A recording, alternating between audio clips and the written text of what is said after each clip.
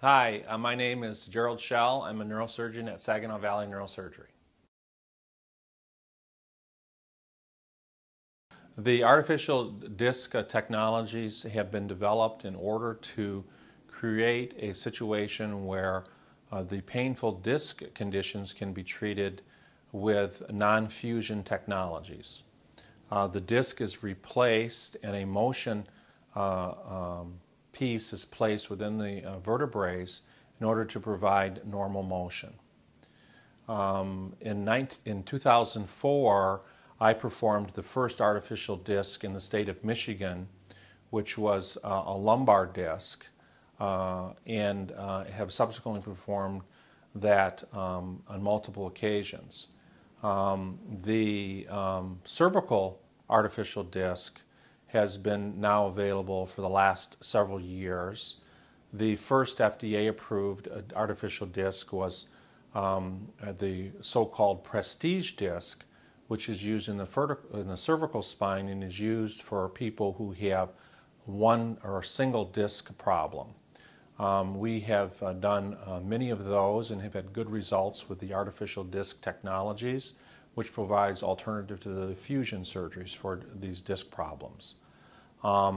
We have been involved with research studies from a European group for multiple levels and have performed two-level cervical disc, artificial disc surgeries on several patients as well in order to try to gain further information how these type of technologies might help patients with multiple disc problems.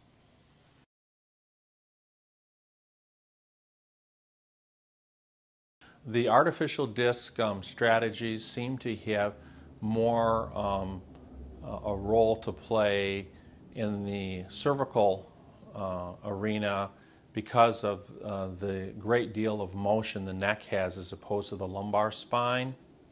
The indications for an artificial disc are the exact same indications for that of an anterior cervical fusion single level. So if you have a doctor who has offered you a surgery to fuse the neck at a single level, that same problem can be treated with an artificial disc, which could potentially or theoretically create a situation where there would be more motion and less long-term problem on the above or below adjacent vertebral level. It's often been thought that if you fuse the neck, it's going to put extra stress on an adjacent level, whereas an artificial disc would prevent that from occurring.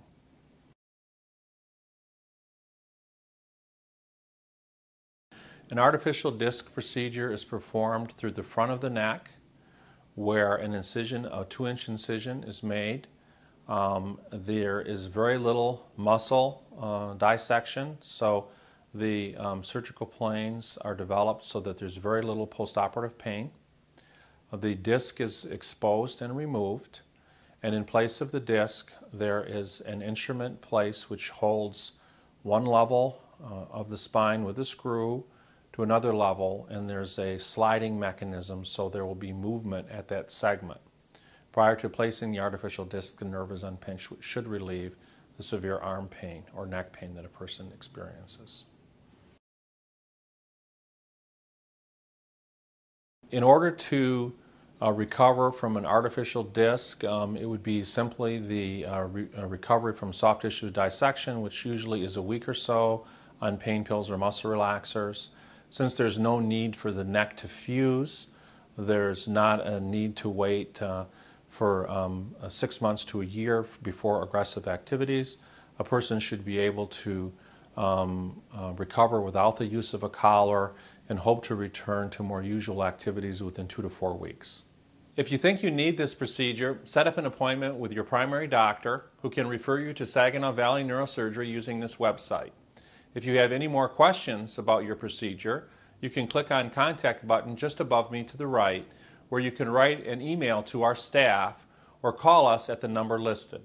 Thank you, and we look forward to taking care of you here at Saginaw Valley Neurosurgery.